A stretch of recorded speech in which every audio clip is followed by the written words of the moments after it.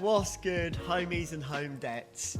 Welcome to the third episode of Chit Chat, the evolution of men's mental health, with our guest speaker today, Nick Little.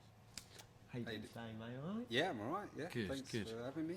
Also, quick happy Christmas to everyone. Oh, Merry Christmas. Merry Christmas. Hope you're enjoying your day. Yeah, Merry Christmas, or if you don't celebrate, season's greeting. Yeah, good point. That's a very good point. Nick, if you don't mind starting off, just talking us through your campaign with 12th Man and also about the Outsiders, if you want to talk about that. It'd be great to hear, really. Yeah, sure. The 12th Man is a men's mental health campaign. We aim to get men talking more about mental health. What we do is we work with trades and interests, and we offer training, mental health first aid training, as you know, because you've done it with us. So we offer that training and then have a kind of an ongoing relationship with those businesses or interest groups through the campaign.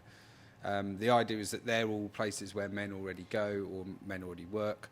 So giving them the training means that the conversations are already happening in those places. But it's giving those people the kind of skills and confidence to be able to have them more supportive ones or refer people on if they need that support. And that's where the ongoing kind of relationship with the campaign comes in, where we provide information and things that people can have, loads of merchandise and stuff like that, that people can refer if they need to. If someone's had a conversation, they want to send them a bit of information, they can give them something about the 12th Man's very discreet, and they can go on and find that, or they can get involved in things like we're doing quite a lot with cycling at the moment. So you said about that at the mental health first aid course. It's really good. So more again, the idea around interests is anywhere where men will come together around a shared interest, and usually that can be something they're pretty passionate about, and try and put the campaign in those places. So again, similar thing to what you've done, offer the training, then the people who've got the training can go back to their clubs or whatever it is and kind of use that. And the idea is then hopefully by doing that, we'll create a kind of network. Spread the word between people, Yeah, 100%. But also the businesses, as you know, that will start working together. We work with pubs, tattooists, barbers shops, menswear stores, hoping to work with taxi companies next year. Oh, nice. Good idea. And then also, obviously, the cycling and scooter clubs. And we'd like to obviously work with football, of course, as well. Of course. Probably should explain that the idea of the 12th man comes from football. The idea of a football crowd, a lot of men, not all, obviously, a lot of men feel very positively about that. And that on a kind of a Saturday or Sunday or any day of the week, if you're in the Premier League, it seems. Literally. Men or women, but in the case of men where we're focusing our work, they feel they can go down and kind of influence the result. They can sing, they can show support for their team, and if they perform as the crowd, that will help their team. But also that's kind of unconditional. They love the team unconditionally. They never give up, you know, and they show emotion and all these things that men feel very positive about. I mean, football, millions of men love it, talk about it all the time. And if we can think about what you do when you go to the game, when you are the 12th man, what those values are. Can you use those same values when you're behind the bar, when you're working with your mates, when you're in front of the bar, when you're at the barber shop, wherever you are, whether with your friends, your family, your colleagues, whoever it is, can you use those same values? So that's the idea. And the Outsiders that you mentioned, that's the company that we're a community interest company, and we own the 12th Man. Cool. You said before, I think you mentioned it at the mental health first aid course, about some days you've done where you put on like an event for men or targeted at men, but you didn't promote it as a mental health thing. You sort of, I think it was like you did like football tournaments and things like that, and then you asked men when they actually got there if they'd have come if it was promoted as a mental health thing. And I think you said a lot of them said no, but once they'd got there, they were willing to talk about it. Yeah, I mean, we knew that anyway, which is why we did it in the way that we did. That was with my former business partner, Oz, who died last year, and we worked for years in mainly with the Time to Change campaign, which is run between Mind and Rethink together. They run that campaign nationally. It's fantastic. Through that kind of work, we recognised that because so much. I mean, firstly, Time to Change asked us to look at why fewer men were engaging with the campaign compared with women. Mm-hmm. So we knew that was the case, but we also just knew from our own experience that men often just don't go to those kinds of things, and we could explore the reasons why for hours. Yeah, of course, yeah. But we know it's probably similar to the reason men don't go to the doctors, men don't talk about anything, and all these things that we know about. But they will talk about it. You know, if you've got two men who go fishing together, they'll be talking about their mental health all the time. Because two blokes who know each other down the pub, they will do it. Men will talk about mental health, but it's got to be in the right circumstances, on the right terms for them, and they're not going to go down to a kind of big mental health group unless they're prepared. They've already made that kind of step, because part of it is about kind of admitting that you need some support, and a lot of the stigma, men don't want to be sitting, oh god, I'm going to go down to this mental health group event, what if someone sees me there? But I'm going down to the football and I'm going to see if I can win who's got the hardest shot competition, and we'll see if I can get a treble 20 on the darts, and all these things that we provided. Men were only too happy to actually talk about their mental health when they got there. You know, as I think I said to you, if you want to get a group of men together, put a barbecue outside. 100%. Do that for your next mental health event. You know, Yeah, you'll definitely get people to come over and talk. 100%. I think that, I think it's still quite, which you probably found as well doing the 12th man, I think it's still, for men especially, a very taboo subject. And like you said, if there is anything where it's where it's about, because when you say the 12th man, you don't think mental health. Yeah. Which I think is the beauty of it, because then you immediately feel comfortable being there. Yeah, I mean, it's really nice you say that, because that's exactly what we wanted to do, and it's pleasing for us. We wanted to create a mental health campaign. We thought, well, if it's called men's whatever, they're not going to get involved for the reasons we already knew. But we started to look at where men felt really positive, and that was where we started to think about the football crowd, and then it was quite quick that we got to the idea of the 12th man, the name and all of that. I mean, it actually came together remarkably quickly in a kind of an afternoon. There'd been several bits of work that we'd done leading up to it, but then really in kind of one long afternoon, we really nailed the concept and everything. When you see things from a different perspective, it's crazy how quickly you can things do 100. come about. And I think what you're talking about is something, I think it's called like the deficit model, is where things are often named and the attention is often focusing, and it has to on what's lacking or what's missing or what's wrong. Of course. And so because of that, you get things like crisis point or whatever, which, if there was a campaign out there called Crisis Point, sorry, no disrespect, but I'm just saying, how many men are going to pick up the phone and call that number and going to see that poster and think that speaks to me. Unfortunately, it's focusing on where we need to focus on people at that real difficult end. What we want to do, the 12th man, is focus right at the beginning here, but where somebody is experiencing low mood, where someone's having a lot of stresses and pressures, and if we can encourage men to talk more about that kind of stuff in a non-stigmatizing way, hopefully we can make a difference towards this end. We said that in episode 1, didn't we, about there's so much I think we can do, well, as a population as a whole, to prevent mental health getting to those points. Because and it's amazing work what you're doing, and that's sort of what we're trying to do with the podcast, is that if you try and catch it, well, it's like with anything, it's like with cancer, if you catch it sooner, the better chance you've got. And it's like with mental health, if we all start talking about it more, then everybody's gonna, not everybody, but a lot more people will have an understanding of it, and they'll be able to see the signs, whether it's in themselves or other people, a lot quicker.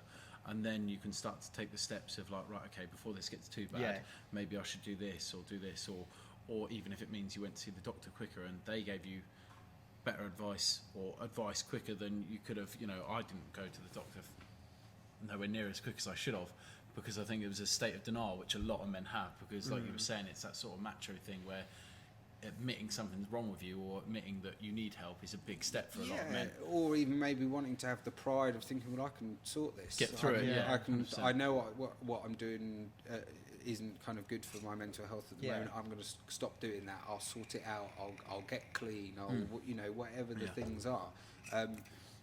There's something interesting, not to name drop, but I think as you saw, I had an interview with the BBC a week or so ago, and the guy was asking me the questions. You didn't see it on the clip, and I've had it a few times where people say, "Oh, but people are talking about this all the time. You go on social media, you see it. No one's talking about this far more than 15, 20 years ago. It's always stories on EastEnders. There's all this stuff, celebrities, and it's all great. That's fantastic." And he said, "Surely, men are talking more about it." And my answer was actually that I don't think they are. I think it's stayed the same. Yeah. There's a difference between not having a stigmatising press and having more sympathetic media in comparison to the kind of bonkers Bruno locked up headlines of a few years ago. There's a difference that and maybe on a soap not having a portrayal of someone having a mental health crisis in a stigmatising way and having that done with much more consultation with charities and those sorts of things. That's completely different to men here on the ground, at the bar, at work, on the building site, wherever they are, talking about their mental health in a less stigmatising way or in a more open way or more honest, or knowing more about their emotions and how to express them and things like that. I don't think we're yet at that point. Yeah, that's one of the things we're trying to do with the just training, because there's been a culture shift doesn't mean that it's actually having an improvement. Just because things are in the paper, or as you say, celebrities are talking about it, that doesn't mean everything. That doesn't mean anything to the average person. No, and what you're doing is going to have more of an impact. What men need to do, I can't remember if we were talking about it or not. I have a lot of these conversations. We need to create like a new, well, not a new language. Men need their own language around mental health that they've developed themselves. That is humorous or full of banter or whatever we want it to be. But positive, non-stigmatizing, not toxic, not macho, none of this man up stuff, but something that's positive that men do feel comfortable using. And that's what podcasts like this is going to be developing. That is going to be the change, I think. It's about experience, isn't it? It's about on an everyday basis, and it's about the open and honesty. And it's great. This kind of celebrity thing is fantastic in helping men maybe see talking about mental health as something that they want to do. They want to emulate what their hero is doing, or seeing a celebrity or somebody showing emotion is a positive thing, but that needs to translate down on the kind of core grassroots community level. And I don't think we're there yet.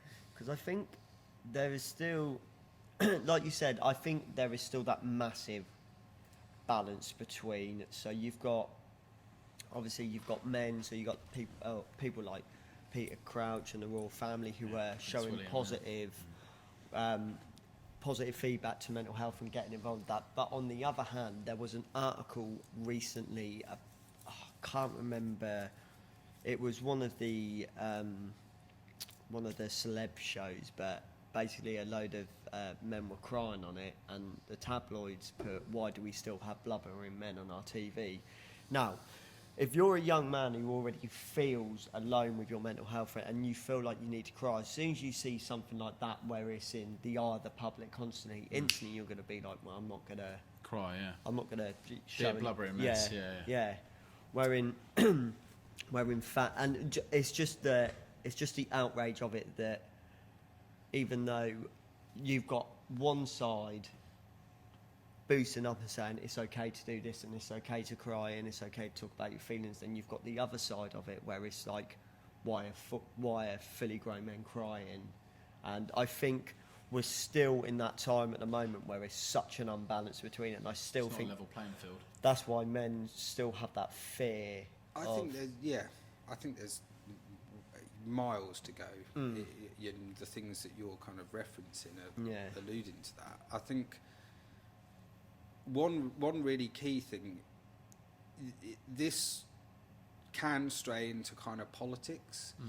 And what I mean by that is there are some attitudes that people have towards mental health around the kind of man up, get on with it, chin up, go to work, you know, earn a day's work, you know, we did it before, and all that kind of stuff that happens. That's kind of got a bit of a political slant to it, and so it's difficult, I think, to talk about it sometimes.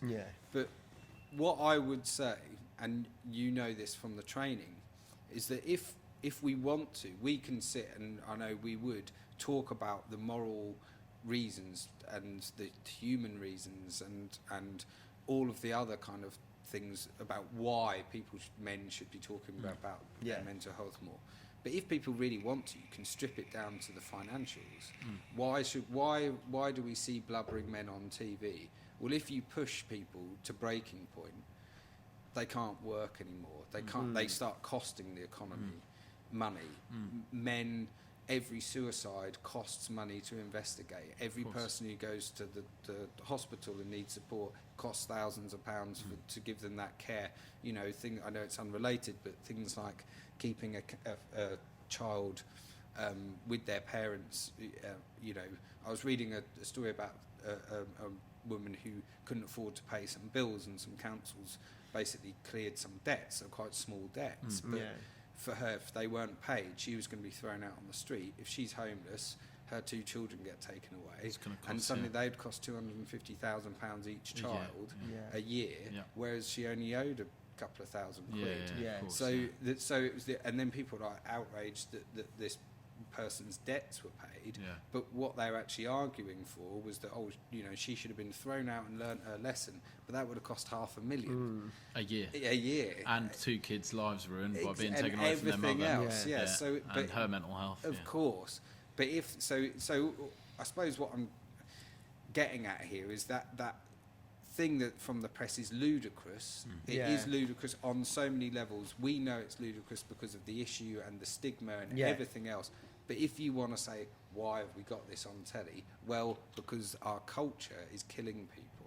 And our culture is, and because we have that culture where people are going to work for 12 hours a day and they're not performing. If you want to run a successful business, you should have the best mental health policy out there. You should have the best support for your staff. You should have a culture of talking openly about mental health, because if you do, your staff will be happier, they'll work harder, you'll be more productive and ultimately more profitable. Some of the statistics that were at the mental health first aid course we attended, like the missed days of work through mental health. 34 billion. That costs the economy a year.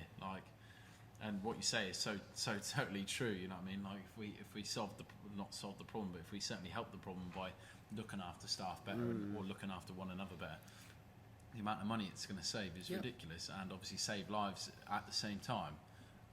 Because there's not a still, and this is the beauty of what you're doing as well, Nick. The fact is there is still, you pick out 100 people, right?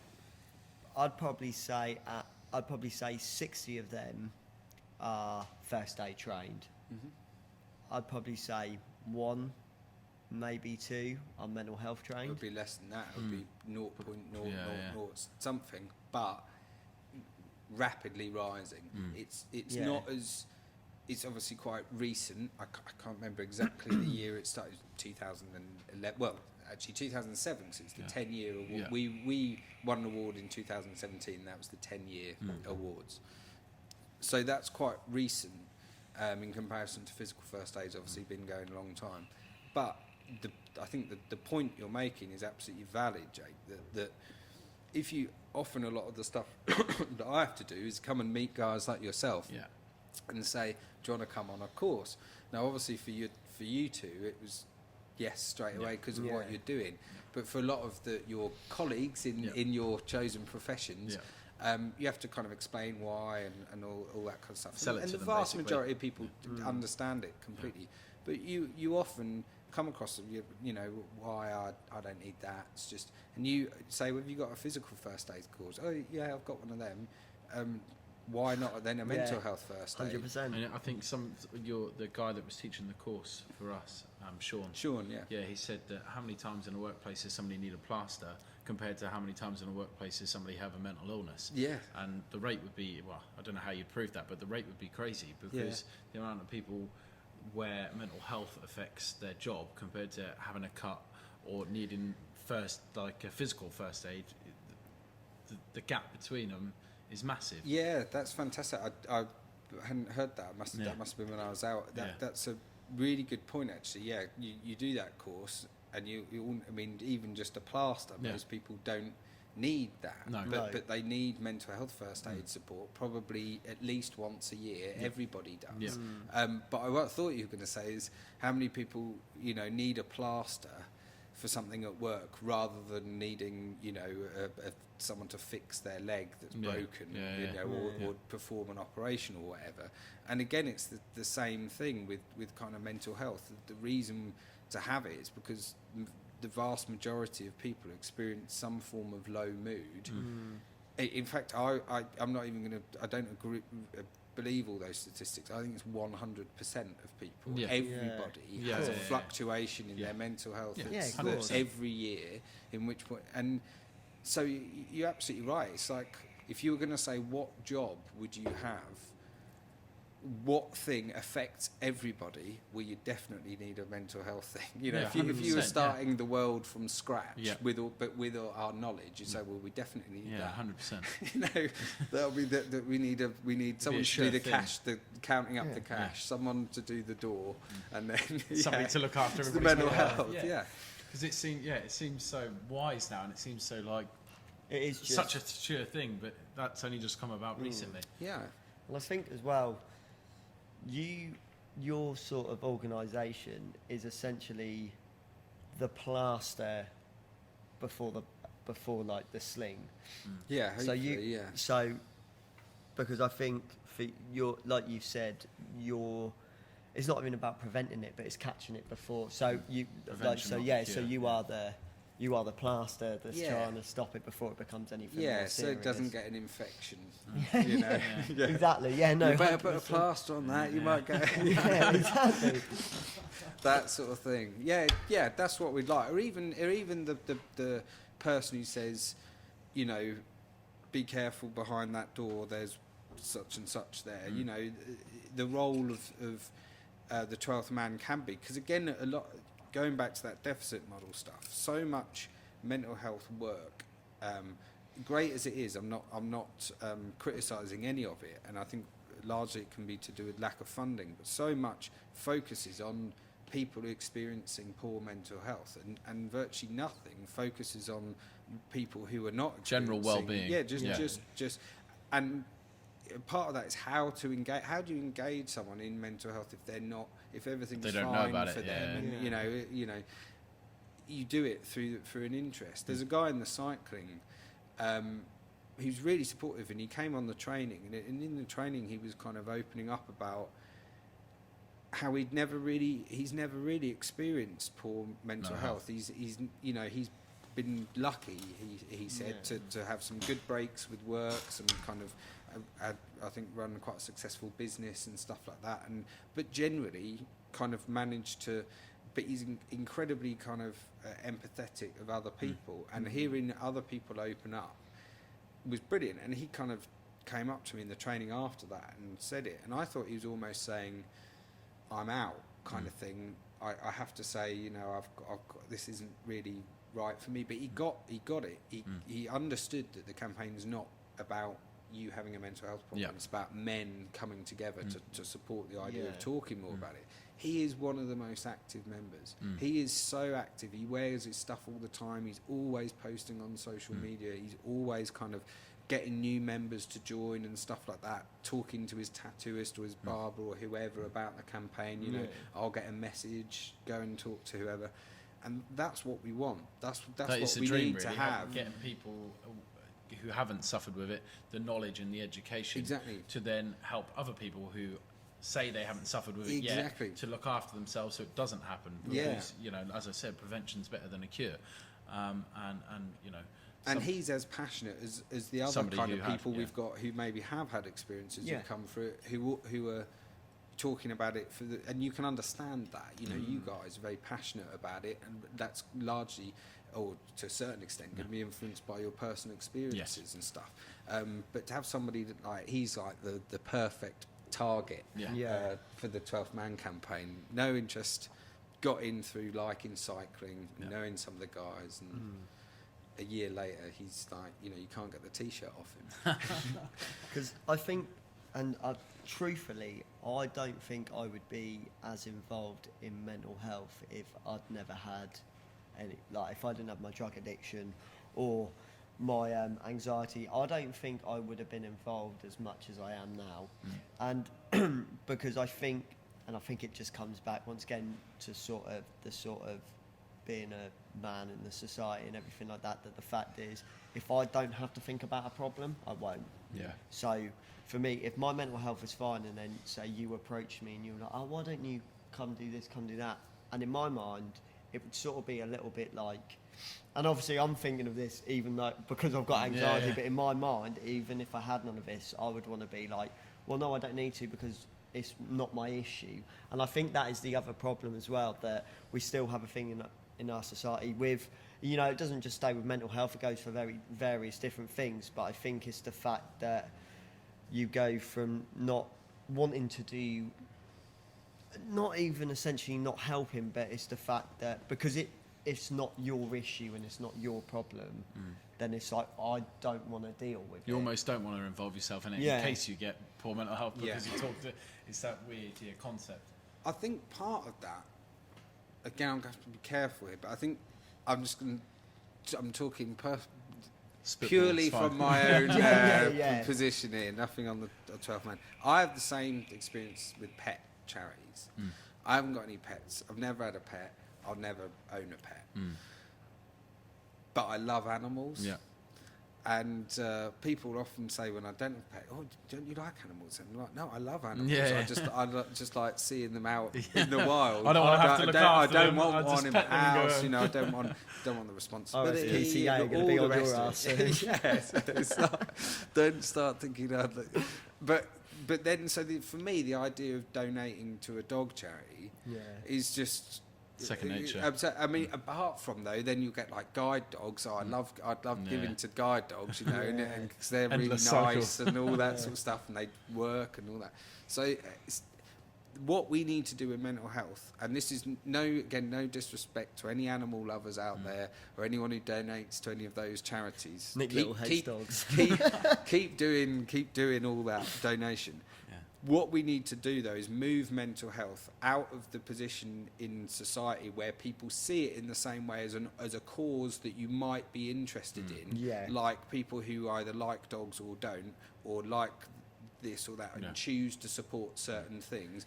And it needs to move into a place where it's everybody's concern. It is everybody. It's not something you're interested in just because you've had an experience of it like yourself. Sport Relief or something like that. Exactly. Literally everybody, you know, donates, all the schools take part. It's a massive community thing where everybody, you know, everybody takes part, everybody donates, and they all feel that it is something that they're responsible to give to, or they're invested in. And if we treat, like you say, if we treat mental health in the same way, then I think, you know, it can go a long way. That's what I think has got to happen, and that's not to say that your personal experiences motivating you to do this kind of thing shouldn't happen, or that we want to see any less of that. We want to see more of that. Yeah, of course, but at the same time, I think we need it to be. I think the point you're making is that are valid, that people can, if it's not affecting them, they can disregard themselves from it.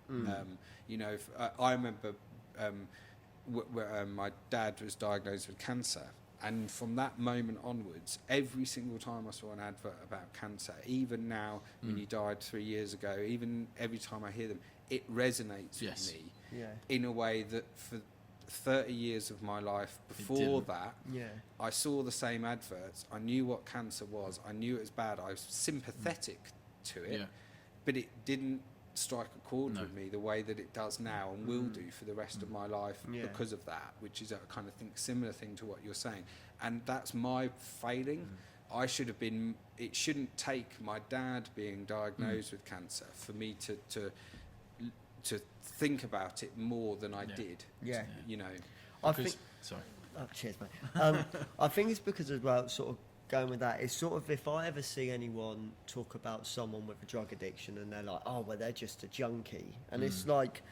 That infuriates me more than sort of anything I see, because I feel, obviously from a personal experience of what I went through, but it's also like, well, that every time I see something like that or something about someone struggling with drugs, I don't see them as a user. I see them as a human, because, like we said before, like in the previous podcast, that there is no.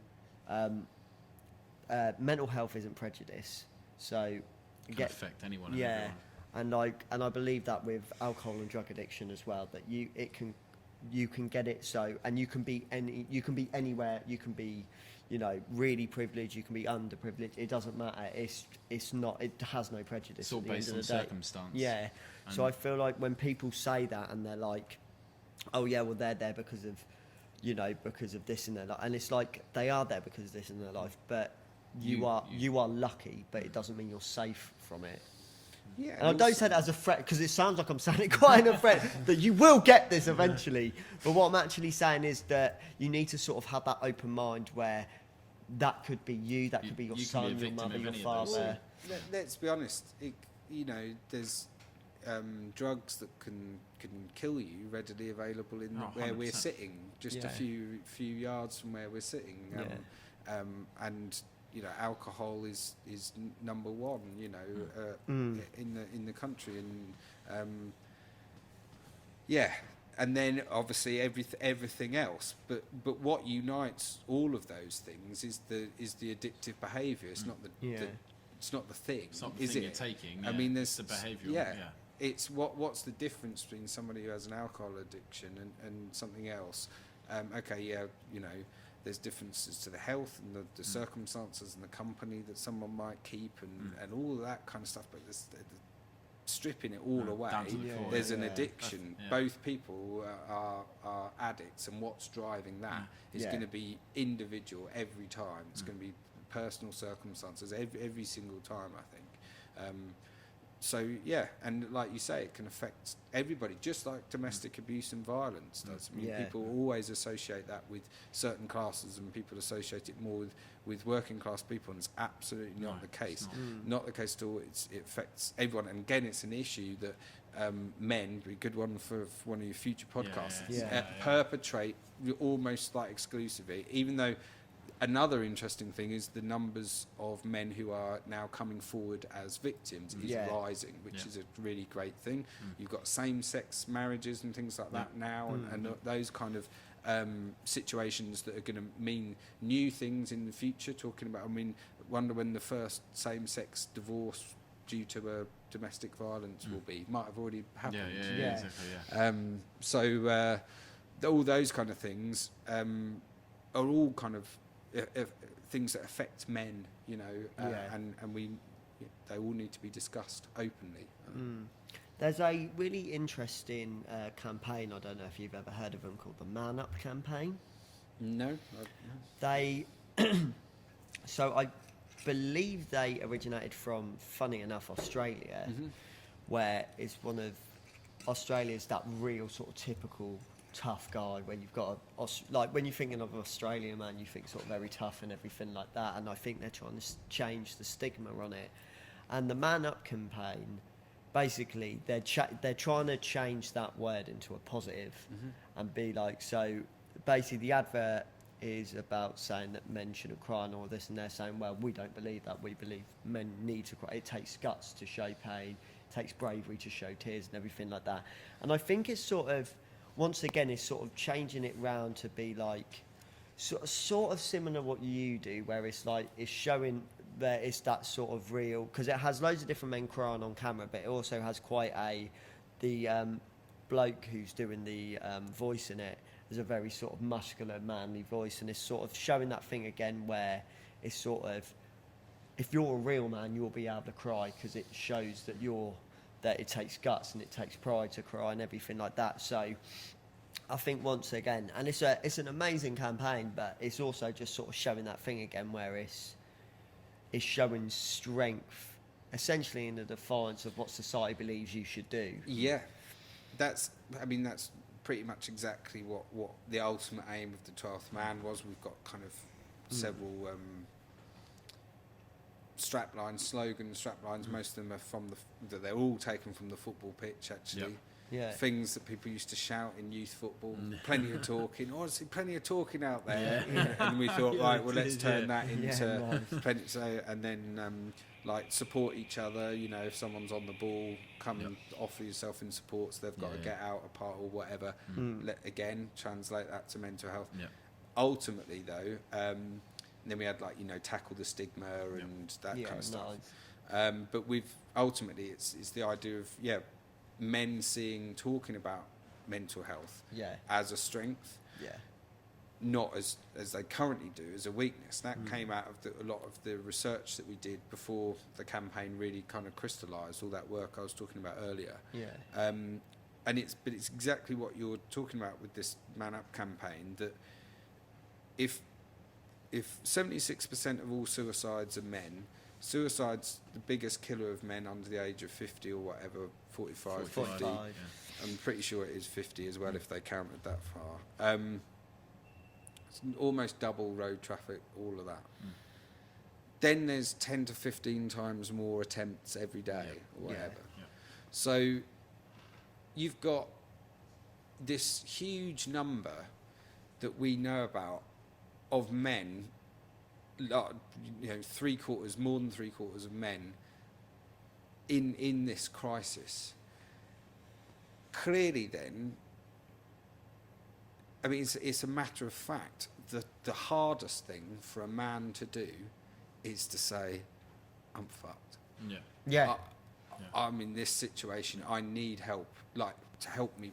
Clearly that is the hardest thing that we can. So those people that do are the hardest people out there. Those people that then, unfortunately, when they're a celebrity, they're the ones that were on the front pages of the newspapers, Frank Bruno, etc., who are portrayed in that moment of strength as being weak. And that's the big problem with that. It's at that point of actually where, if you turn that around, that perception of look at this person crying, look at this person doing whatever, and turn that around and say, isn't that person amazing for feeling comfortable to do that? Or whatever, then that will stop pretty quickly if we can do that. But it's a massive effort for us to do it because we've all got to almost shift it.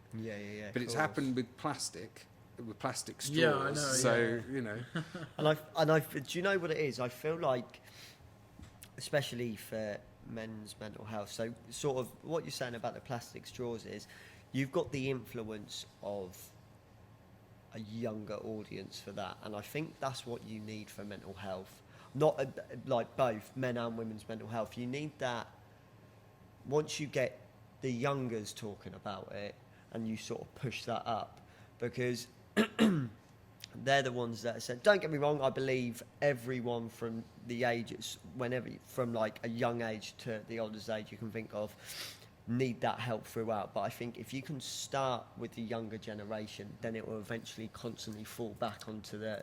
I think I hope that will happen. I think one thing with the plastic straws is it's something that clicked to people. They saw lots of images of them, on the and earth. the impact of it on the direct impact and all that, and that's again one of the disadvantages with mental health in vast cases, as we were talking about before the podcast. You can't see it. You can't see this thing. But then, Shelley, we can see the statistics. And we can see that this many men are dying a year, and why is that not enough for us to make a big change? Because we've seen the Earth's dying because of plastic. Well, that's taken a while. It has. Unfortunately, I don't think people go on statistics though, because you can say statistics constantly, and I give them this and give them that until you show an image of someone, or even like Tyson Fury talking about his mental health. I think that was such a shock to so many boxing fans and to so many sort of men who see, because he is essentially the manliest of men, really. Yeah. Isn't he? And for Boxes, a man, yeah. batters someone else in a ring, you and know, then laughs about it yeah. afterwards and says, "Oh, it's only a few stitches." But for a man like him to then say, "I was suicidal, I wanted to kill myself, I was so depressed," for a man like him to say that, I think you need more men like him to admit it. Absolutely. The one just recently that he did with the ex-footballer Dean Windass, which was really fantastic. I mean, he talked about that he knew he was descending into a very, very like deep Dark place. depression before he'd even won the titles. He knew that he was going to be. He was so confident he was going to win. They knew he'd have nothing left And after. he was already starting to worry about that I've achieved it, and all that kind of stuff. And to have to be able to openly talk about it. I mean, obviously with that individual as well, he said some very offensive things at different times, and I think knowing more about his mental health helps us look at those comments maybe slightly differently as well. Because you can start to understand why he maybe made those or comments. that certainly he's been in some bad places in his life, and that We've all done maybe bad some of things, those things, it's fantastic, but it's Tyson Fury, isn't it? One of the world's greatest boxers at the moment. It won't resonate the same way if you or I would put on telly to see it. Not if a lot of people, the people who are interested will, but no one's going to tune in when Nick Little doing his memories on BBC One at 7:30. I don't reckon would score very highly in comparison. But anyway, it's great that people are talking. Back to the kind of being a man thing, though. That's what needs to happen. Men, and we can do that quite quickly. We've seen, particularly with social media and things, cultures can change quickly. I don't mean a culture like a national culture, a language. Popular culture, terms that are being used. Already man up. I mean, I don't like the expression. And I don't like it because of the way it's used, and I think what the Australian guys have talked about, trying to reclaim it almost. And unfortunately, I think it's probably gone. But let's find another one. The idea is still right. Let's take this and be proud of it, and hold these people up as people to be admired, not as people to be ridiculed or think, oh God, that's not being strong, is it? And I think that's what it is at the end of the day. It's the fact that it's still seen that I will constantly talk. Because I'm used to talking about it now, and like I have been for years. I will talk about what I went through with my mental health and drugs and everything like that. And because I'm so used to talking about it, I don't realise how it affects other people. Now, I don't mean the fact they're sitting there like, oh my gosh, you're so brave or anything like this, but the fact that it's more... I love brave people. They have to take that. They then have to take that information on. But it's more like, and I think it's because as well, if you were to look at me and Johnny in the way we are with people and sort of the way we act, you would never think we had mental health issues, or other of our friends who have mental health issues. You wouldn't look at us and think until we tell you, and then because I get a lot, oh well, you don't look like the type of person to have mental health issues. Because we're upbeat. What sort of person looks like they like? have mental health issues? And that is, I think, that's what you're going on. That we need to get rid of that stigma that you have to look, act, or sound a certain way to have be mental sad health all the issues. time, cry all the time. It's that's a really odd one that's been there for years. I mean, and when you think about it, it's ridiculous. It's a ridiculous notion anyway. What does someone look? I mean, what does someone look like with a broken leg? I mean, what colour hair have they got? But there's just something that's popped into my mind about what you were saying earlier about young people. And I completely agree with you that we need to do loads of work in schools and stuff like that. And I know that Mental Health First Aid England have a specific youth version of the course that you did. Yeah. There's a youth version of it. I'm not an instructor. I've never done the course, so I don't know what exactly is involved or how it's delivered. But it focuses and it delivers to young people.